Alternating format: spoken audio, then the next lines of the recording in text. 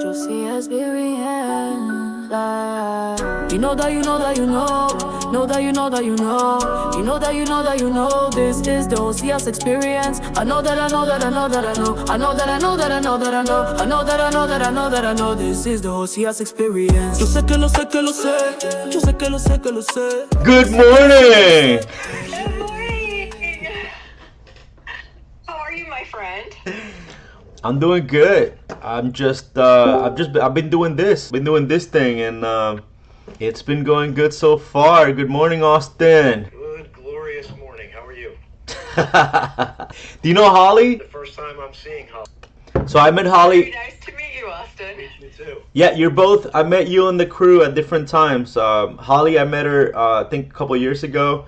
And Austin, I met him in 2016 when I first crewed. Wow. Very exciting. Yup. Yeah. It's amazing, right? It's amazing. I feel like it was yesterday, right? You heard the cliche, but it's true. It does feel like yesterday, man, and wow, it just reminds me we just recently lost a crew member, and you're the one that informed me of the news. I wasn't even in touch with her, and yeah, that was unfortunate, man. And Yeah, it's just you never know. That's why you got to live every day, right? Exactly. It looks like you're doing that, Holly. You look like you're traveling. Yes, I am with my husband. So yeah, in the RV. We call it's big, and we call her Beastie. So she's a beast, so she's Beastie. I like to name things. That's good. Okay. Yeah. Yeah. And Joe, you got a nice hat there today. I like your hat. I thought the same thing. That's a nice hat you got. yeah, thank you. Yeah, it's my best friend. I helped him move his stuff from Florida to Utah. And then he was just throwing out a bunch of stuff. And then I saw the hat, he was gonna throw it away. And then I was like, don't throw it away, give it to me. Right. You know, to me. Pretty so. If had I known, I would have brought a hat or my tiara. It's That not, would have been good. That tiara. Yeah. it's not necessary, so. But yeah, all right. Well, let's just get started. I mean, Holly, you're brand new to this. Austin's been to a couple of these, but it's a mastermind, brainstorming, whatever you want to call it. And the topic today is vision. Ooh, I love it. Yeah, so there's a couple of things that I'd like to start with. First of all, this podcast is brought to you by Emotional Damage. It's written by a great author, Josias. He's a very well written book. So get it on Amazon or contact me for an autographed copy. Ooh. Hello. Hello, Xuyen. Good morning. Sorry, I can't hear you. I think. Wait. Leave and then get in again. Yeah, so you're in your RV, and Xuyen is always in her car. So here's a connection there. We've got the transportation covered. Jim, That- with us, or Let me see what I have from here. That's right. Oh, you said there's a gym. is Jim with us? Jim, hi Jim. Hello. Wow, that's a handsome fella right there, like the Mr. Hetherington. Hetherington. Jim is actually a very accomplished author and a publisher, and we've had accountability groups together. We have a little mastermind. So I told him about your podcast. We have another gentleman too, Marlon. Beautiful. Thank you for the guests. Wow. Yeah. So this all became as a way I wanted to bring together my networks that I've been building over time, all the friends and colleagues and crew members and Toastmasters that I've met over the years. And in the beginning, I started doing one-on-ones. Like I had Austin one-on-one a couple times, Xuyen, I had her one-on-one a couple times, and other people. But then I said, it'll be much more fun if we had a bunch of people, and then we just kind of like, because sometimes we run out of things to say, and sometimes different perspectives are good. If they can cover angles that you couldn't cover, and if by doing it consistently, then it makes a more complete picture. And I see it like this. Number one, we have, let's say we have a cloud, and this is the framework that I've been building. We have a brainstorming cloud, and then it's raining down on the ecosystem. You guys are the little clouds, for this brainstorming session.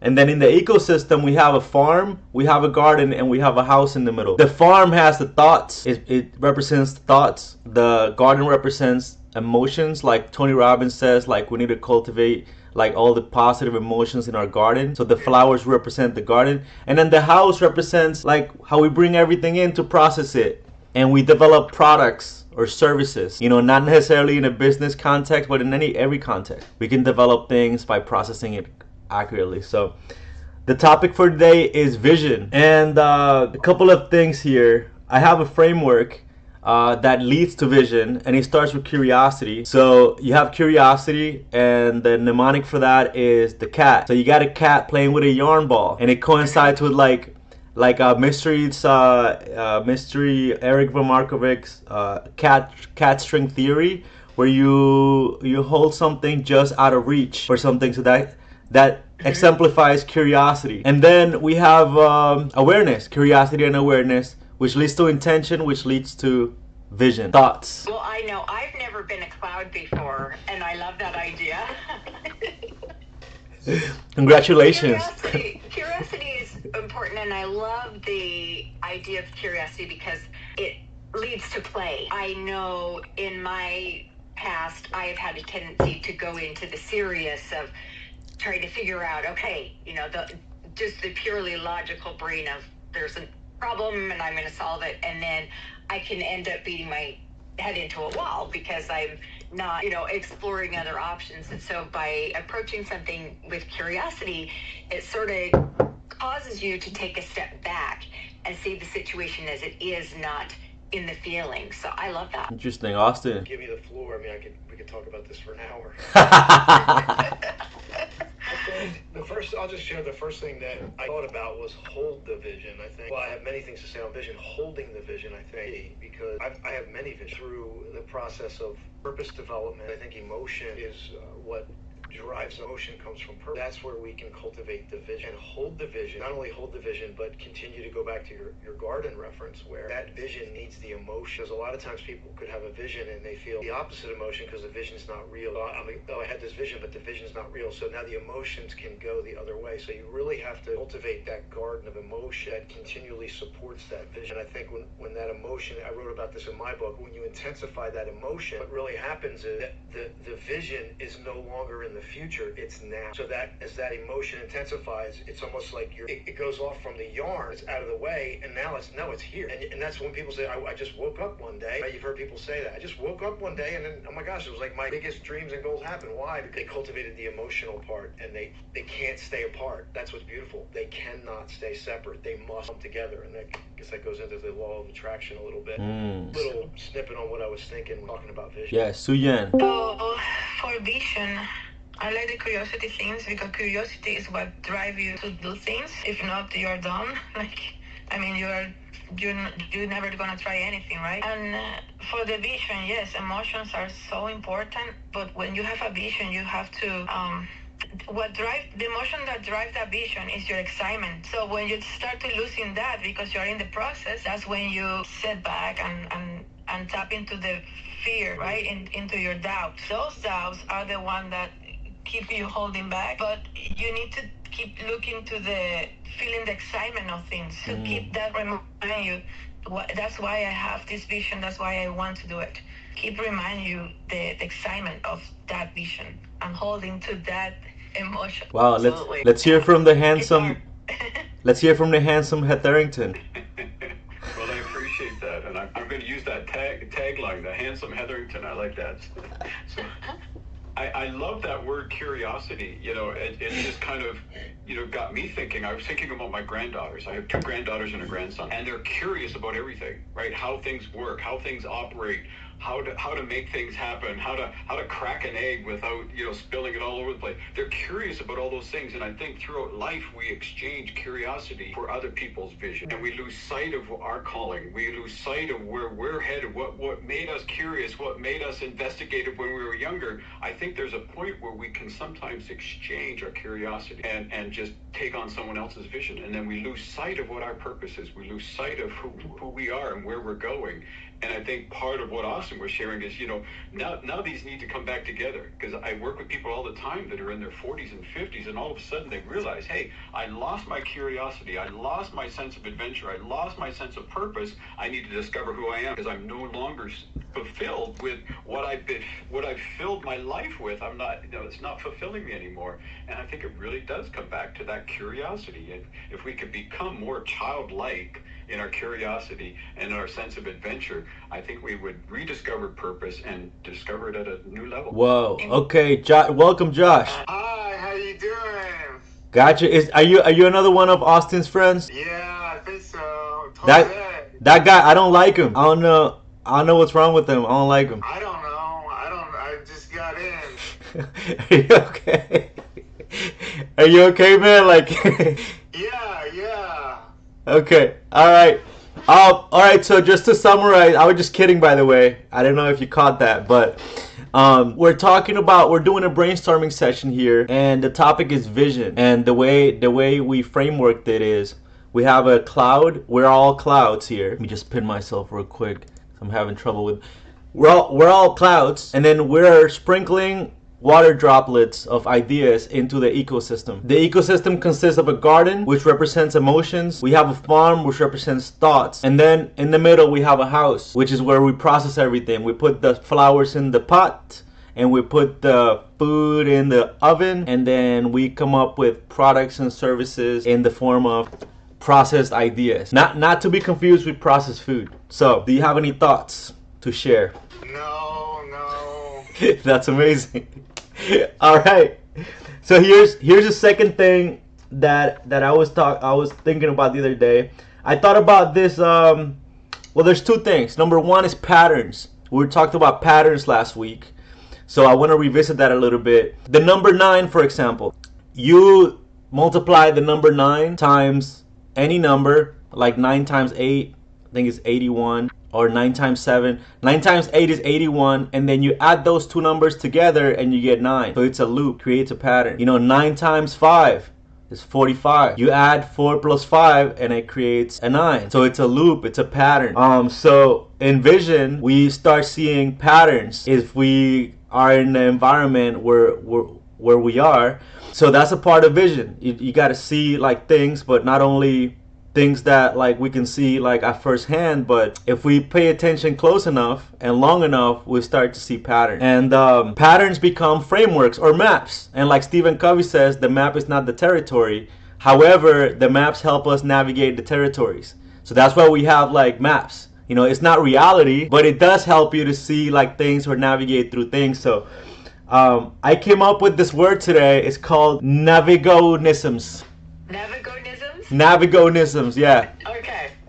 And what it represents is the study of the frameworks, like a study of maps. Like Tony Robbins has his 6 needs. You got the triad, like the 4 levels of love, all these things. And then you got included is educational frameworks, like taxonomy and all this stuff. But navigonisms, so patterns, navigonisms, or maps or frameworks. The map is not the territory. Let's explore that. Holly, what do we got? With patterns, what occurs to me is that oftentimes I have found it to be useful to find the unresourceful patterns first. Identify, okay, what is it that I'm doing repeatedly that is not getting me to where I want to be? Because those are the things, that's kind of the low-hanging fruit that we can then tweak. Next, it's finding patterns that are resourceful. So either looking at a role model or brainstorming, finding that creativity within yourself of replacing those unresourceful patterns with something that will get you where you want to be going. And once you can figure those out, then you can really bring that vision to life. So getting rid of the patterns that no longer work. How do you start to recognize your patterns? Well, for me, it's, okay, what am I consistently doing? I have this thing where I love silly phone games to just sort of take my mind off whatever. Like match three, and I mean, just total silly wastes of time. And I got to where I was doing that every morning. I would wake up and, check my names or do a word puzzle on the New York Times app. When I did that, I was feeling less motivated to get out of bed. I would stay in bed longer because I'm there on my phone, or a lot of times people are doing it, doom scrolling, that kind of thing. When I did that, those mornings, I felt a lot less excited for the day and ready to go and, conquer the world. So seeing that pattern, and my husband actually helped me, like, babe, you're doing this, and, how is this serving you? And like, yeah, you know what, it really isn't. And so because we are creatures of habit, it's finding something else to do instead. So instead of doom scrolling or playing silly games, now it's, okay, I have a list of affirmations that I go through every morning.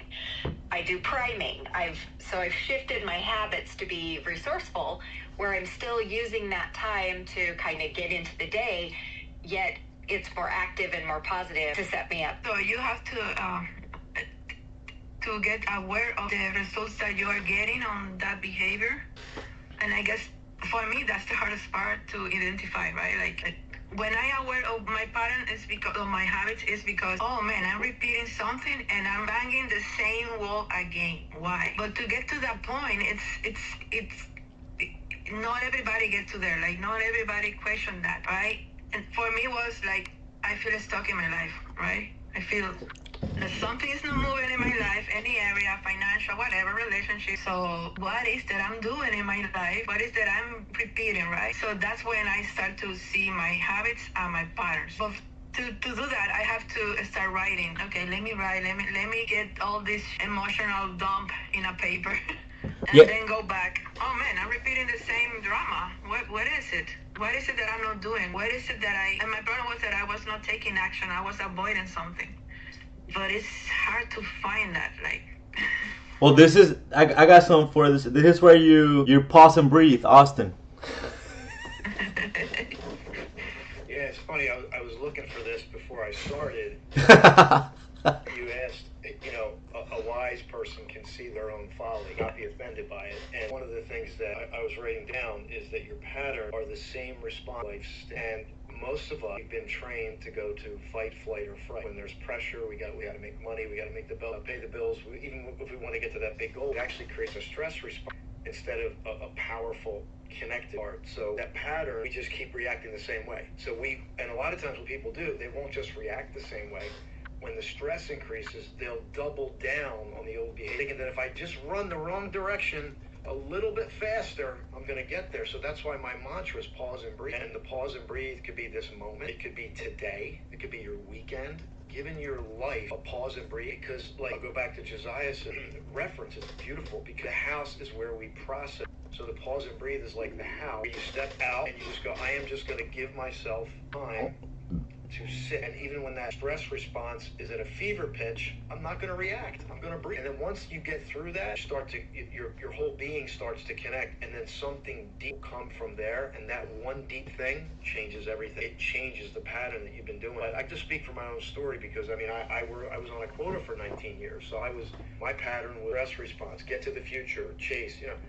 That was wired into my being. So it took a lot to change that. And only in the past 3 to 4 years, I realized the pause and breathe changed my life. Wow. What I feel like sometimes, what I see in my life is okay, I don't have who has the authority in my life? I'm not grounded in me, myself, and in my life. And one of the things that I see is that in society, civilization, whatever, one of the things that has taken away from us is creativity. No, away from us is creativity, imagination, and curiosity. And that's why we feel we don't see our purpose, and that's why we don't feel excited, because we don't create, right? We meant to be creative. So, and then because we tap in this to society things, the checklist thing, the chasing money, the paying the bill, and we are not meant to this, right? We are not meant to this system that we are. So that's why we feel so lost, so stuck, because we don't get to create and to see our purpose. Me see my purpose, you see your purpose. Because others can see what you are good at, but you cannot see it, but because you don't believe in yourself, right? So that's another thing about to be grounded in yourself, right? To have authority in your life. What? Let's go to Jim Hetherington. Yeah, no, I I think, the patterns kind of, that's the extension of the curiosity. When we lose that curiosity, we get into the ruts and the routines and the patterns and such. And I mean, psychology teaches us by the time we hit 35 years of age, 90% of what we do is automatic. We don't even think about it anymore. We just go through the motion. And I think, forgive me, is it Xuyen? Sorry? Xuyen. I think you're at a tremendous place, because now you're aware that some of these habits, some of these patterns aren't serving you. And I think that's one of the first steps is stepping back and becoming aware. The scripts we're telling ourselves, the scripts that are going through our mind, the habits, the patterns that we're in, the things, as Holly said, that aren't serving us. We need to look at those, but we need to be aware of those things. And so oftentimes it's something tragic that happens in our lives that causes us to step back and look at it. Unfortunately, for me, it was 15 years ago. I crashed and burned. I sat in my car ready to go to yet another meeting, and I had my engine running, and I went to pull my car in gear, and my brain just disconnected. I looked at my hand for 20 minutes, and I could not pull that car into gear. I just completely disconnected. And that started a 2-year journey of doing exactly that.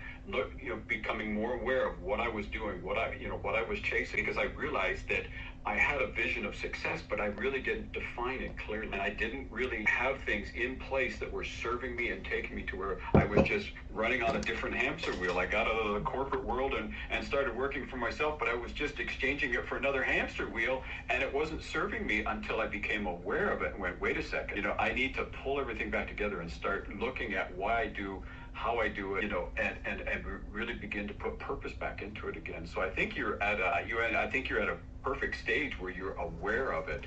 Now you can step back and say, okay, start making a list of all the things.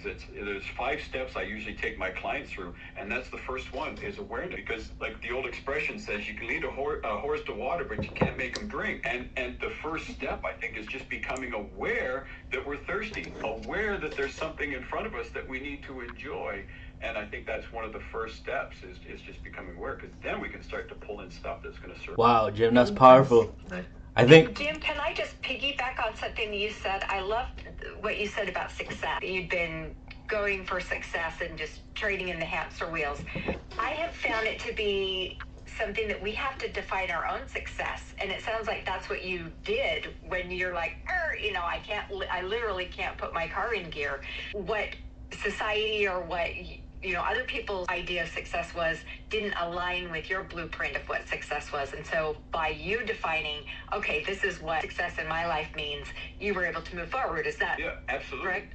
Because from somebody looking in on me, I looked like I was very successful. I was running my own renovation construction company that was growing, expanding like crazy. I was a youth pastor in my spare time, serving 100+ students. And so I was going, and from external purposes, I looked like I was successful, but I didn't define, as you said, what success meant for me. Therefore, it was an open thing that had no bound, and it was just, I was exploding in it until I couldn't do it anymore. wow. And I think that's what happens to us. That's good. Yeah, to define your success. Yeah. Wow. So I got 3 points from you guys just now, and that is number 1. This one's a funny one, so don't be offended. Jim said you can't lead a horse to water. There's a saying that, like, you can't make a hoe a housewife, right? So the same. Okay. But anyways, now that's out of the way, I just gotta get it out. Okay. When it. Horses and farms. Go ahead. Yeah. So the thing is, like when you were talking about like analyzing patterns and like that you were constantly doing it, it's 2 things. The hamster wheel, yes. Like this is where I'm at right now in my life. I saw myself doing things that I forget the word that I was using before. However, things that would put me in a loop, like in a pattern of going, make money, go broke, make money, go broke, make money, go broke. It's like a sad song of the violin. And I think one of the things in specific that I noticed, and I noticed through a video that I watched online by this guy named Andrew Tate. He was talking about how he wouldn't bring anybody in his organization that's sloppy, because sloppiness can mess up any project. You know, just by being sloppy. You don't have to intend, you don't have to be evil. Like Jim Rohn says, like, you don't have to be evil, like, to die. You just have to be, like, careless in an unfortunate situation. So one of the things that I've always done since I was little is I've losing my phone, the keys, like all these things. And I was like, I'm sloppy. That's me. I need to fix that. So how do I start going over there? And I was like, okay, well, I need to start taking steps. Like, I can't change it like today, but I made a decision to start changing that. And I'm glad to announce that it's probably been over a year since I lose my keys. Yeah. All right, I send it over to you guys. I wanted to share and realize that a book called the Bible that says live in the world, not be of. The challenge is the world can encroach us in, and we forget that we're supposed to live in the world, of the world, and that's the grounding part that Xuyen talked about. And then the other thing that I'm just sharing what's relevant for me, like from my story, I woke up with this morning. Dovetails into make room. And make room means your physical, your mental, your emotional, your spiritual, your prosperity. Make room for the authentic, the true you. If there's anything else that's not in alignment, it needs to go. And that's difficult. And that goes with your, like, so I'm starting with the physical, because I was successful. I acquired a lot of things, doodads and gadgets and things, and they're sitting around, and I am going through the process to make room for what only belongs, so that can facilitate or be in alignment with my vision. And I think that's really important to pause and breathe, to make room for what really belongs in our lives, and to be willing to detach and let go of the stuff that doesn't. And here's a quick tip. If you have something that's difficult to let go of, and you know you want to let go of it, find somebody else who feels really blessed to have it. It will make your heart so filled. You'll be like, wow, I got to pass that on to somebody who I know is going to value this, and I feel really good about it. You know, in some cases that might be relevant. So I just wanted to share that, because I think make room is a really that I'm focused on right now. Yeah, and then just to piggyback off of that, like, there are people who wish they had your problems, so delegate. I just wrote about that 2 weeks ago. Last week, I turned 65, and on my birthday, I got thinking. Thank you. People say, age is just a number, and, we hear all those cliches. And while it's true, I thought age is a responsibility, and to your point, that there's people that would gladly exchange for the troubles and the struggles that we have today. To be able to get out of bed, to be able to pause and breathe, to be able to breathe, to be able to move, to be able to think, they would gladly exchange. And so I think, to your point, we need to be grateful for where we are, but then continue to move forward. And Austin, you brought the Bible, and I was thinking, earlier that, in that good book, it also says that people perish for lack of vision, right? They perish for a lack of purpose. By exchanging the curiosity, exchanging that child wonder, that human wonder that we should have in life, we exchange that, and we lose our vision and our purpose. But to regain that will just set us back onto the track of life. Wow. So if we were to go back to, like, let's say this framework, and I want your feedback on this framework too. So, we start with the curiosity. First thing, in my opinion, you're curious about something, you spark a little bit of interest, and then it's simplified. It's represented by the cat playing with the yarn. Then the second thing is awareness. Now you're aware of what's going on, and then from awareness, you start forming your intentions, which is kind of like back to Jim when he was talking about, like, he really didn't know what he wanted to do. It was just like whatever would work. That's me. I've been 38 countries, 45 states, all crazy, and then but I really never really stopped and thought, like, okay, what is it that's gonna, I want certain things and I have desires, but, like, what do I want long term for my life? And that's where I'm at right now, trying to figure that out. And then that leads to vision, where, like, now you're able to see a path, at least. So after vision, though, we get clarity, which is like, now you're able to see well, which that's what clarity is. I've heard all these terms, like, pronounced by motivational speakers and people, but I never really, like, internalized it and really went deep and tried to figure out a meaning for me. And this is what, with this framework, I've been developing the meaning for myself, which is like, now you're able to see well, and then after you're able to see well, then that's when you go and you figure out if you're aligned with that path. And then after you figure that out, then you reflect. It's a reflection, and then you could go back into the same loop. So, thoughts? Go ahead, Holly. Let me hear what Holly has to say. For me,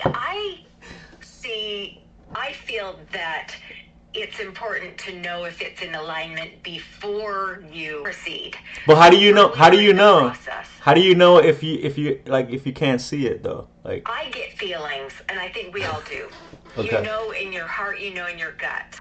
If you're drawn to it, if it excites you, if waking up in the morning and thinking about this thing excites you, and if it gets your creative juices flowing, if you're not beating your head against the wall, then it's something that does align with your heart and your soul. And then you get that, to me, also adds more momentum. But yes, this feels right. I'm going toward the heat. The heat is drawing me in, and I'm going with that. So that's where I see the alignment coming in a bit earlier. I think everybody's different, right? Like in their path. And then so I think for me, that's how I would see it. Like you see it in that way. And then because like first, I guess you go based on intuition, which is you go based on a feeling. Yeah. I mean, for me, the intuition is the spark, is the curiosity. That's for me. That's what it is. So, okay, let me hear from Xuyen. You have any comments? I have so many ideas, but my problem is that I cannot put my ideas together because my brain thinks, wow. Okay, so I'm agree with Holly with the alignment, and that it have to excite you, and it's something that your vision have to be something that you daydream with that, and that part, which is the part of curiosity and emotional excitement. To find the clarity is to take actions. That's the only way. Like you can maybe see the map, right? So many lines all over, but you have to go to that stop. You have to go there. You have to take the action. So that's the only way you're going to see truly clear. Because maybe you say, okay, no, this way, not this. That happened to me, right? Like I have tried so many things, but I'm just driving by my excitement, but I still don't have the vision what I really want for the rest of my life. And it doesn't have to be for the rest of your life either, right? Like I think we don't meant to be just one thing in life. Like I'm just an architect, I'm just a mother. No, we meant to be here and experience, right? And live the life in order to find what we call the purpose, right? Which I don't like that, that concept of the purpose, right? I mean, I think the purpose is just you be you, like to find your authenticity. So that's where I see everybody gets trapped, because we stop being ourselves, right? For some reason, whatever, childhood trauma, whatever. So then we go back, late 40. Okay, no, I want to go back to the dream. I want to go back to what my child say, my inner child. So to have clarity, you have to take actions and then keep moving from there, right? Because at the end, when you get what you want, it's like as Austin said at the beginning. Okay, now I'm here, and you lose the excitement because you are excited because you went to all this process. The journey is excitement. The journey is where you learn, where you experience. So when you get to there, it's like, okay, what's next? Okay, let me see here. Okay, all right. So two things here. I was thinking about this thing, daydreams. I love that. I've been reading this book by M.R. Kottmeyer. It's like this old dude who died long ago, and then he talks about how to daydream and how to start like keeping your goals in your mind all the time, and by repeating it,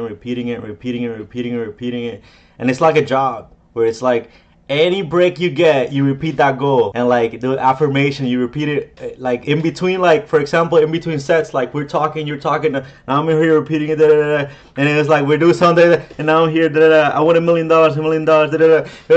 like, and I'm gonna start implementing this thing, which brings me to this CBV. I forget what this is called, but it's basically like a way to organically do the best with what you have.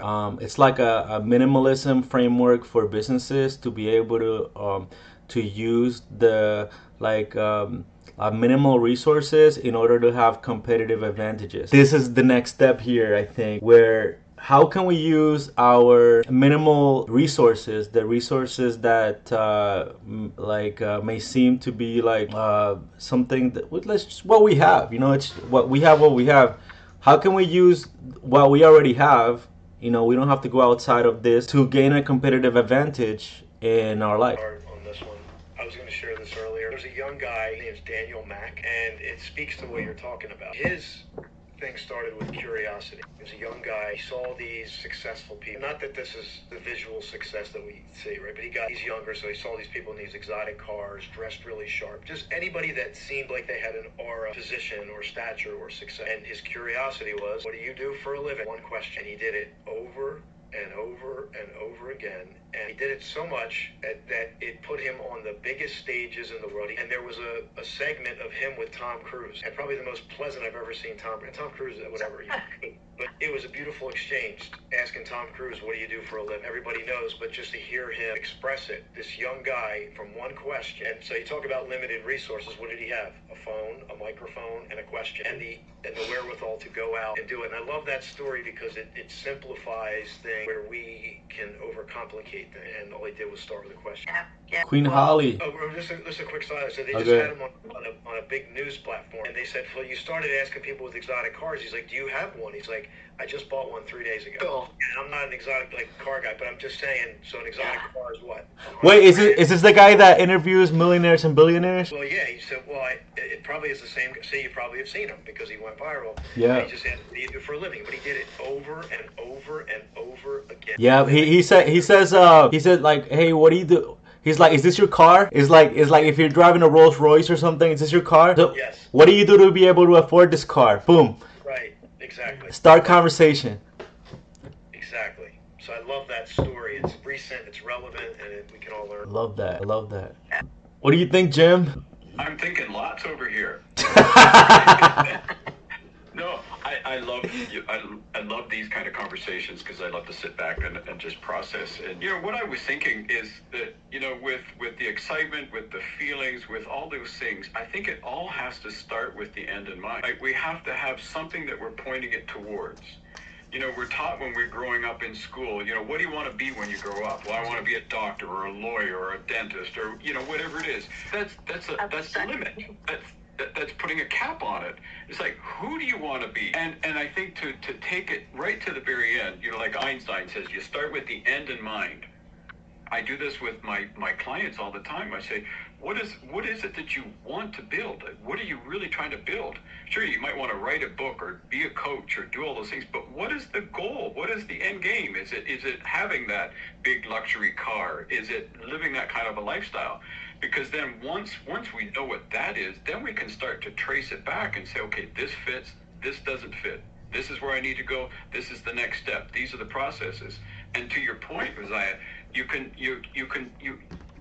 we can't start where we're not. We have to start where we are. And so we just have to use what we have in this moment. And that's typically what I teach my clients. Let's focus on the low-lying fruit. What are things that you can step into tomorrow to start generating income today? And that's where we need to focus. We need to have the long-term goal, the big vision, because that's what's going to move us forward. And I love the process that you're talking about, with the curiosity, awareness, and so on. I have a similar process of 5 steps, and mine is just focusing and the awareness. I put that first, and then from there, I go into recording. Now we start to write down all the stuff that we're focused on. We start to write that down, and then from there, now we can create a plan. And then once you've got a plan, you're thinking about the outcome, you're thinking about where you want to go. Then the next step, I think, is to clean up the environment. Set up your environment that's conducive for the success that you want. And then once you've got that environment shifted, then you can take action on everything that you've created, and then you can continue that in a loop and continue to go around and apply it to your relationships, apply it to your finances, apply it to your goals, apply it to, the next book, the next project, the next RV that you want to buy, whatever it is, you can apply that to that. It's even like an RV. You want to focus on the one that you want. Mm-hmm. Then you start to, you do all the recording, you do all the research, then you clean up the environment, get rid of stuff so you've got room for the new thing, and then you create the plan and you take action on it. So we can apply that that same cycle. It's very similar to what you're talking about, Zaya. It's a very similar cycle, but I think it starts with the end in mind, and that's where I was lost, and that's what caused my burnout. I was so focused on building the business now. I didn't have an end goal. I didn't have an end goal of, taking myself out of that business and allowing it to grow. It was all conducive around me, and it was sucking me in like a vortex, and that it ultimately almost killed me because I just didn't have that end goal in mind. And so I think that everything I think starts with that end goal. What is it that we really want to achieve, and then we can align everything else up with. That's my thought. I love it. Yeah, that was great. Yeah. That's great. Yeah, I just got back from Colombia, my 38th country, and when I got back, I felt like I was dying. I felt like I was dying, and I've been going through a healing process. Going to the beach in the morning, doing meditations, eating better food, and all this stuff because I didn't feel good. I feel bad. So like that, what you said, like really hit me because. And then I think our frameworks are very similar because the planning stage is for me is like the vision. Like you're just putting things in perspective, and then the cleaning the environment is the clarity. Like once you clean the environment, you gain clarity. And then the application, when you said it's part of the alignment, this is when you start aligning yourself with something. This podcast is brought to you by Emotional Damage. Get it now on Amazon.com. It's by a great author. It's very well written. So and Stop hiding. and I think for this part here, I'd like to touch on. Let's see. Can you guys see that? See. I need my glasses. Can I show this? Yeah, it's pretty small. That's what she said. So over here, this is from Tony Robbins' book, Awaken the Giant. Not Unlimited Power. This is potential, action, belief, and results. Potential, action, belief, and results. Are you guys familiar with this framework? Yes. Okay, Queen, thoughts? Well, I think it's really powerful, and it reminds me of Tony's RPM method, the results planning method. And you have to have that result in mind, as Jim was talking about. Why do you want to do something? Is it the car? And even going deeper, what is it about the car that is driving you? Is it, I want to look cool, or I want to get the ladies, or, I want to look like I'm successful to the world, or because the next door neighbor has one too. Understanding what the result is then gives you okay, those are the feelings that I want to feel. I can go back through and kind of reverse engineer it so that I can take the steps from where I am now to get there. And first, I believe you have to be the person that has those things, that has that success, that type of success. And figuring out, okay, this is where I am now. How do I get to be the person who lives that life? Okay, no way to have it. Yeah. So that means that you have to start to behave like the person that has the car. Exactly. Yeah. What are the characteristics that they have? I think of someone who has the big fancy cars as someone who is driven for success. They're confident. They're put together. They care about their appearance and those outward things, and they get a lot of confidence that comes with that. So how do I develop my confidence in a way that I can pull off, driving a Lamborghini without it driving me? Ooh, that's actually, like, you just gave me a good visual here. And it's because for me, like, it's always been about girls, and I did get to the point to where, like, the girls were driving me instead of me driving my world. So exactly. Boom. Wow. Yeah. Okay. Wow. Austin, Jim, you got. Yeah, I was thinking, I do a lot of teaching on relationships, and I always tell people that they need to be the person that they want to attract. I mean, it's not about selecting the right car or the right partner or the right house. It's being that person that is deserving of that and has set themselves up to be that. And so, we can apply that attitude in any area of life. Because like you say, it can drive us, our ego can drive us if we're not really, really serving it well. But I think it really comes back to just being that person, that deserves, to be in that relationship or be in that position. And it is all about working on this. I mean, I've been blessed to be married for 43 years now. But the first 10 years, thank you, the first 10 years of our marriage was a real struggle because I made it all about me. That if my wife was a better wife, if my wife was a better mother, if she was a better provider, if she did more things, I was just making it all about me. And it wasn't until, I had this divine moment where I thought, oh, I need to shape up. I need to be the person that's deserving of this relationship, be deserving of a position and of a place in this marriage and in my family and in a workplace and so on. But it wasn't until I made that shift that I really started to grow and develop, because now I'm a person that's deserving to be in that position because I've done all the work inside. But yeah, I think it really comes down to working on that first. Mr. Haynes. Yeah, first of all, I know Jim. I was going to say that anyway, but yeah, Jim's married for a long time, so and it's a long time. And a great relationship, and I know his wife, so really beautiful. It's very rare and beautiful. I was I'm sharing from my autobiography. We all have our journeys to go down. For me, my life is about attracting versus chasing. So I love the Tony model, but I think it's important to realize, like, the ego chases, the spirit attracts.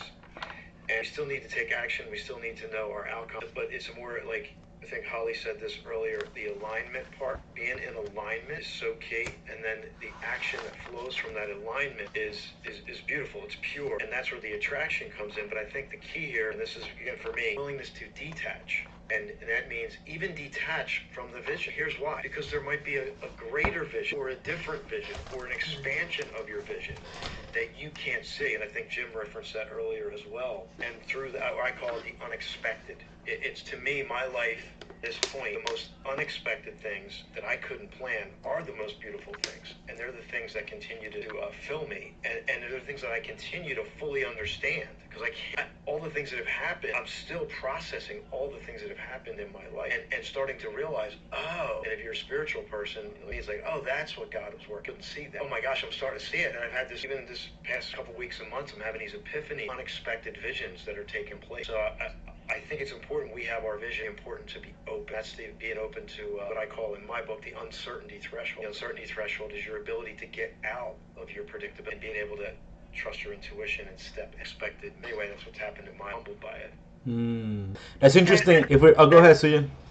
That leads me to the other thing that Tony Robbins says, that life happened for you, not to you. Mm-hmm. Yeah, that we never know what things happens. Like the other day, I spilled my coffee and I have to return and change the clothes and everything. And it was a freaking accident, like right in the corner. And I'm like, okay.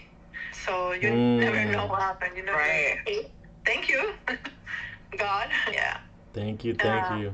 So one question: you all are writers, like writing books? Yeah, I was going to suggest that. Maybe we should do like a little context. But yeah, I have 3 books. Has many more. He's an accomplished author and publisher. I'm writing poetry, writing music now, and I have a whole bunch of.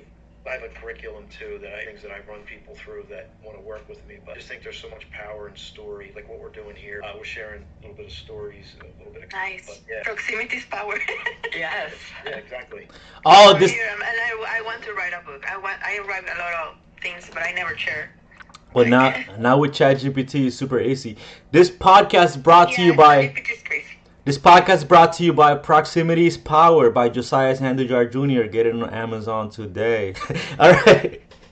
And Jim, you want to introduce your book, maybe your main book, the latest one you wrote so far? Or? Yeah. No, I just happen to have a couple of them here. So that was my first one, Relationship Rescue, and the 7 Laws of Love, and then a co-author book that I produced last summer was my first co-authorship that I produced. We're working on volume 2 of that right now, and so that's my journey started about 8 years ago, just writing. I wrote my first book about 8 years ago, and I noticed that I was passing a lot of authors that were excited about their books and excited about everything, and all of a sudden they were discouraged, and they were pushing them off in closets and hiding them in garages, and they weren't doing anything with it. And I realized that what they really needed to do was learn how to leverage it. And so that's what I do today, is I support people, authors, speakers, coaches, entrepreneurs in writing and creating books, but then how to leverage that and create power-driven content to support their journey. So again, we start with the end in mind. What's the business? What is it that you want to create? And then we backtrack. And so that's how I support people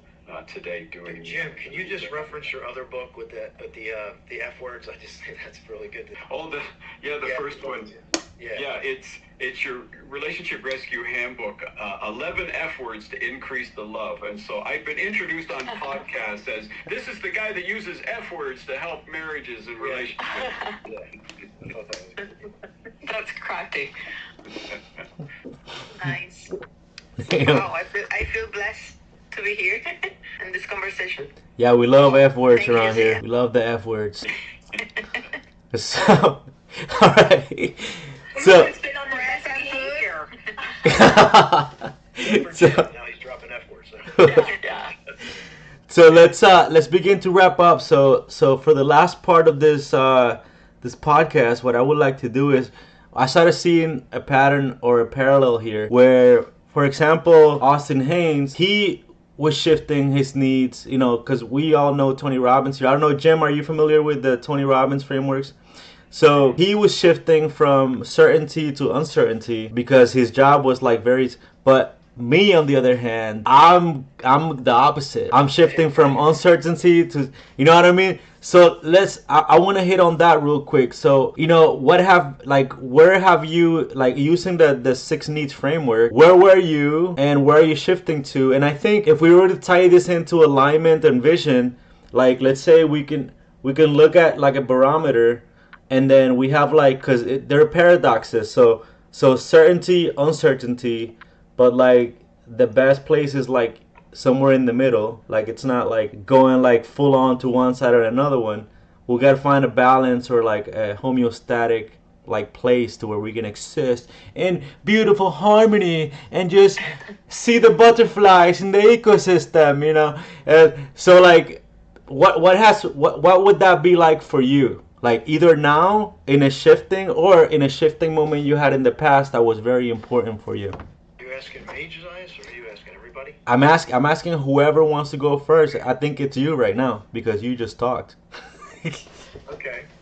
I actually have a poem I was trying to pull up that I wrote about this. But I'm midlife, and I typically work with midlife people. Midlife could be midlife at really any age. As we get older, we know that our need for predictability increases. In that need for predictability, it solves the need. I think it solves it, but it can also become a jail. For me, my father was a sergeant, and he was significant, pride, and you got to know. And he was trying to do me good, but he caused me a lot of problems. He would give me an order, and then if I messed it up, he would publicly humiliate me. Not because he was trying to hurt, because he thought, you need to learn, and that caused me a lot of problems. So I grew up seeking certainty, significance, thinking that was so. As you move into your life, you run that pattern that we talked about earlier, and that pattern, we think it's doing good only when we wake up and we realize, how did I get here? And that's why everything you're talking about, awareness at Jim, program and Joe, Josiah. So for me, it was the opposite of, that's why I wrote about this theme in my book, the uncertainty threshold. To reference Tony,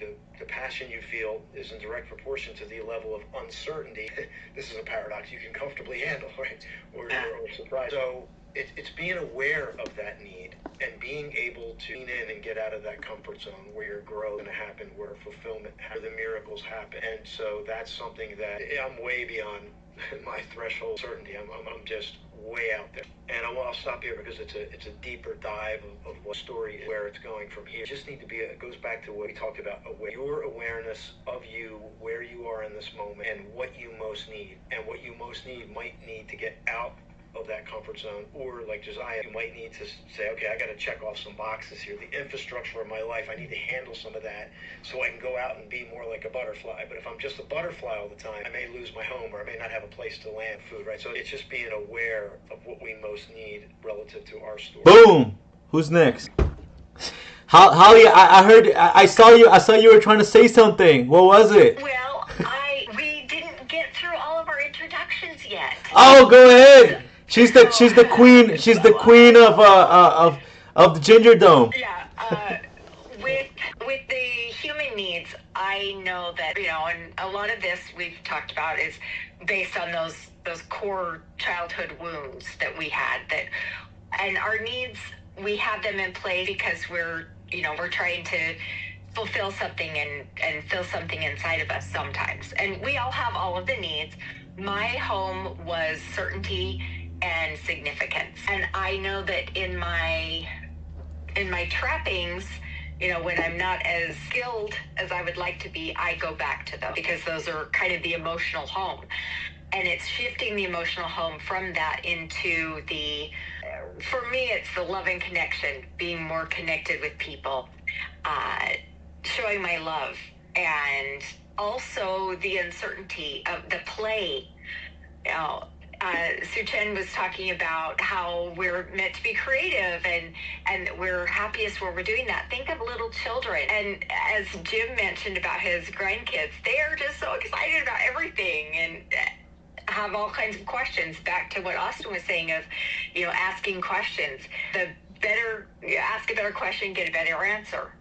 And so if we can lean into that, for me, the uncertainty, the playful side, you know, what if, that can be a more resourceful place to get me out of the trappings of I have to have it, you know, just so, and that I have to be seen to be loved. You know, people have to you know, I need the accolades and the reinforcement from the outside versus just feeling the love intrinsically. And what I do is I am a speaker. I also have facilitated on Tony Robbins stage, and I coach women also in their midlife to get past those labels, like Xuyen was saying about, you know, I'm just a mom or I'm just an architect. We take on so many labels in our lives that have served their purpose, and we can also decide to, you know what, I am so much more than that. I want to explore and express the other parts of me that are inside. So I help women find that confidence, find that authenticity of who they really are, return oftentimes to their joyful, playful selves, and then feel a whole new level of fulfillment in their lives. Bravo. I'm right there, like looking to go back to me, right? Because I was dealing with a significant thing, like I'm not feeling enough because I don't do anything meaningful, but that's not true. Like I wasn't seeing that in myself. And then I was trying to do everything for everyone, and I get exhausted and drained, and I forget about me. But now I'm coming back to me, right? So yeah, I'm in that point. It's a beautiful place to be. A lot of exploration. Yes, and expansion. I'm almost that exploration, expanding exploration. Yeah, like I just not want to do. It's beautiful, everything. Yes, that's part of my identity. But I want to do more. I want to create more. I want to be more. I want to experience more, right? And that's where I'm at. But then I have to find, like, I feel my authenticity without all these layers, right? All these labels and stuff. We put ourselves. Mr. Hetherington. Yeah, I was thinking about that model that you shared, you know, with Tony Robbins, with the potential, action, belief, and result. And I was picturing it like a Venn diagram, right? You have those four rings, but then the middle overlap, I think, is change. Without change, we're not going to see our potential. Without change, we're not going to take action. Without change, we're not going to believe. Without change, we won't see result. And so often, you know, we're conditioned in life just to do things the same way all the time, resist change. And I was like that, you know, for a number of years, but now I love change. Because with change, things can progress. With change, things can, you know, you can see new potentials, you can see new results, you can experience new levels of things if you're willing to change. But I think it's coming back to that place. So for me, that's the one thing that I would add to Tony. Not that I could add anything to Tony Robbins, because Tony Robbins is Tony Robbins. But that would be the thing I see, is that we need to embrace change, and without that, nothing else happens. Okay, Austin, you want to share that poem? Yeah, I found it. I just wrote this in April. It's called Integrated Yet Set Apart. It'll take like a minute and a half. So when the road disappears and dreams dissolve, I face new fears, questioning my resolve. Staring through the window pane, I grapple with confusion. Puddles ripple in the April rain. I'm caught in the illusion. Sky turns from gray to white. Coffee shop now full of chatter. In a trace, I surrender the inner fight and clarify what matters. Led by my head, forgot my heart and soul. Let the dead bury their dead. I awaken to my true role. Integrated, yet set apart. Now guided by spirit, living from soul, living from heart. Lovely. Wow. Interesting. So, I think a couple of things that spike my curiosity here, and then that's you guys are talking about midlife. The average lifespan is about 28,000 days, which is about 4,000 weeks. So let's say about 70, 75 years old. What do you consider midlife? I think I'm midlife. I'm 30, I'm 35, I'm 36 right now. Exactly. You know what I mean? Like, Crisis at 25. You can have a midlife crisis at 50. You can have a midlife crisis at 65. It's midlife is just somewhere where you feel that shift. At least for me. Yeah. But Yeah, it can but you have to change. agreed. Something is not working. Something is not. It's boring. It's, yeah. Agreed. Okay, so for the last, we usually go about 90 minutes. So for the last 15 minutes, 15 minutes here, what I want to do is I want to touch on something. It's a random topic, which is subtleties and implications. So if I were to imply something or subtly say something to you, how is it different to when you're overtly saying something? You know, like if I say the grass is green, or yesterday, there's a good example from Wednesday Zoom.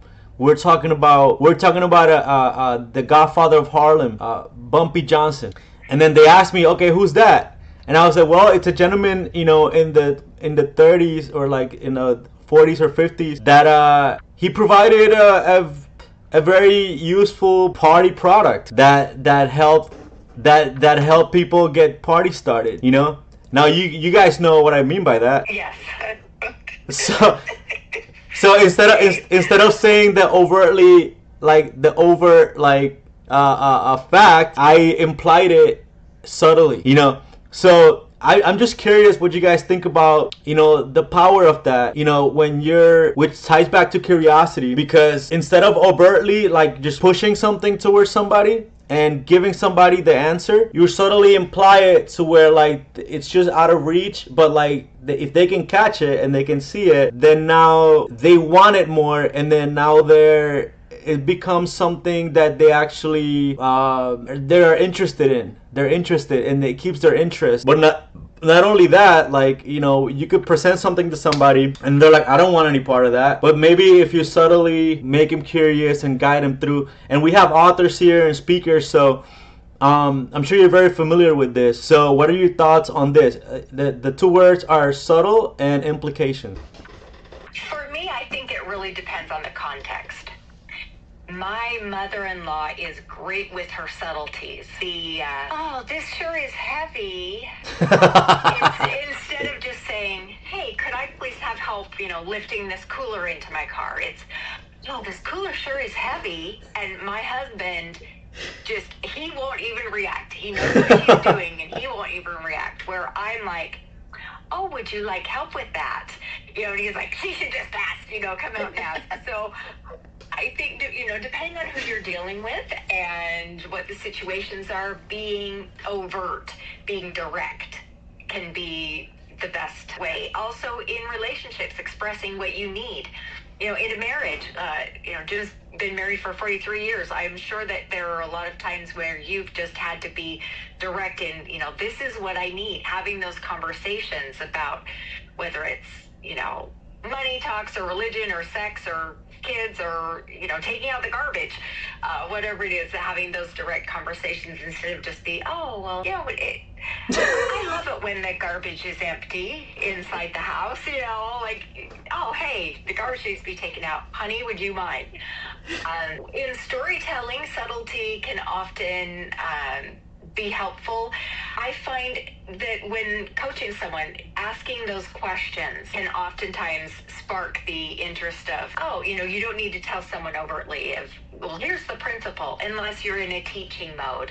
Then if others can come up with the answer, it's a lot stronger for them, because then it's their idea and it lands versus hearing it. So it's the cognition, you know, versus the audio. And so I think that both can be very helpful. Wow, when you were talking, I saw it like meeting in the middle, where like I'm not coming fully to you, but I'm coming in the middle, and can you catch that too? And then now you're like, we both see the same picture in the middle, where I'm not like bringing it to you. Mm-hmm.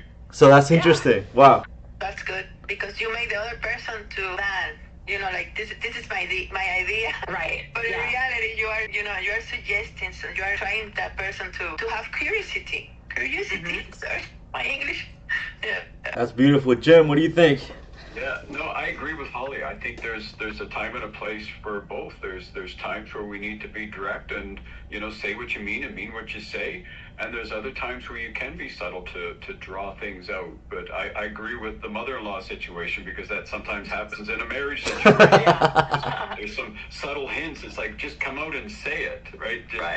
Don't stop beating around the bush. But there's other times that it appears more, not appears, it comes across more respectful and honoring when it's just a subtle thing, where it's just a low-key thing that's presented, and you allow them to process and think. And I think today in our social media world, where everything is in your face, bold and present and beautiful and all those things, it's encouraging to see people that can display a sense of decorum and just subtly say things, rather than the sly, underhanded comments. So I think there is a time and a place, and it only comes through experience and wisdom to really discern when that should happen.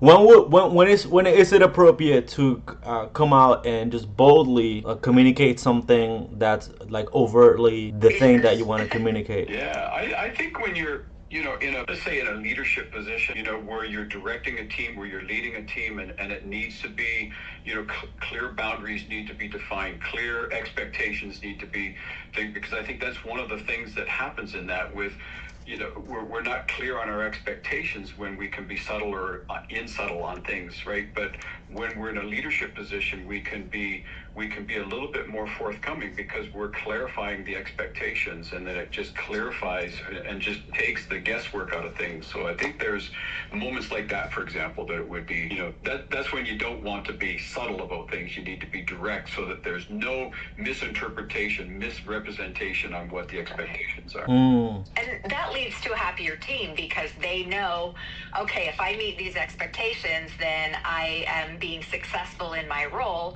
and you don't have those gray areas.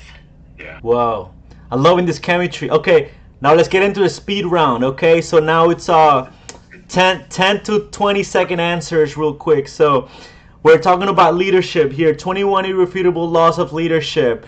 What is your favorite law of leadership? Start with Holly. Ooh, I don't know the 21 laws of leadership. I guess I need to be reading up on those. Something that I think is important for leadership is humanity. Seeing that all people are humans and treating them with respect. Seeing that everyone has their talents. Okay, Jim. Yeah, mine would go along with that. I think it's value. Value another person, because they're human, because they're learning, they're on the same journey that you are. You might be a little further ahead on the journey, but we need to value who they are. Okay, that's law of addition. Leaders add value by serving others. So you know that one. That's law number 5. Go ahead, Xuyen. I haven't read the book, but effective communication. Okay, communication. Yep, that's another. Yep. And Austin? Yeah, I have 3 things. They're quick. Hire, right, 80% of your problem. Accountability, just tell them how they're doing. Keep score. Just tell them how they're doing, and then trust them. Get out of the way. Trust. That's good. You got to hire right, and you got to trust them. You got to be able to tell them how they're doing. They need to know how they're doing. Good, bad, ugly, and different. Okay, speed round. Okay, score. Self-discipline, concentration, optimism, relaxation, enjoyment. What does that bring to you? Like in your life, balance, right? Having proper balance in your life. Say them again. You said them very fast. Say them again. Discipline, self-discipline, concentration is score. Is Jim Fanning's framework. Discipline, concentration, optimism, relaxation, enjoyment. Having the balance so you can move forward in your life. Boom. Let's go, Holly. When the relaxation, as odd as it'll sound, resonates with me, because if we can step back and relax, lean into it instead of fighting against something, I think for me that things flow easier. Yeah, I love discipline. Was the first one you said there, I think, wasn't it? Yeah. I love discipline because I think it goes into every area of life, because if we're disciplined, then we can relax properly. If we're disciplined, we're enjoying life. If we're disciplined, we're showing up 100% in ourselves. So for me, it's discipline. Nice. I don't Xuyen. like that word. Xuyen. For me, it's concentration. Remove all the distractions. Remove all the distractions. That's the hard part. That's why you have to say, okay, I don't want to hang out with my friends. I don't want to do this anymore. I'm going to get this, and I'm going to be focused on this, and that's it. Nice. Austin. Concentration. Habits of discipline are barely detected until they're too heavy to ignore. That's Okay. a Warren Buffett quote. Okay. All belief, new belief. So all belief. Aristotle, the father of the persuasion, Eros, was it ethos, logos, pathos. He used to think back then that the brain was a cooling mechanism, like it had nothing to do with thought. So, and then now we from neuroscience we know that the brain is a thinking mechanism. So all thought, new thought. All belief, new belief. Go, Holly. Old beliefs I attribute more to my own personal life of what did I used to believe about myself or about situations. And then new beliefs, what is a more empowering belief? So before I had weight issues and, I'm fat. No one will love me because I'm fat.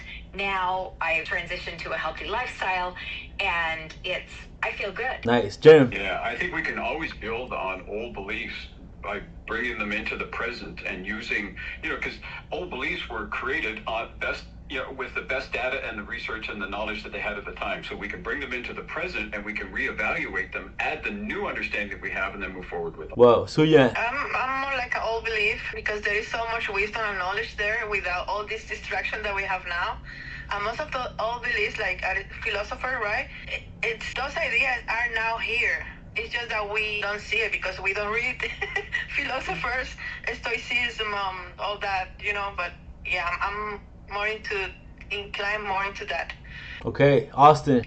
Put yourself in situations you need to figure it out. Your brain has neuroplasticity. So when you're confused, after the confusion, your brain is forming a new connection to solve the problem. But you can't do that. You have to get in a situation where it demands to get confused. Beautiful. Confusion. I love confusion. Now for the last part is this. In one word or one sentence, let's summarize this Zoom. Like, what was it for you?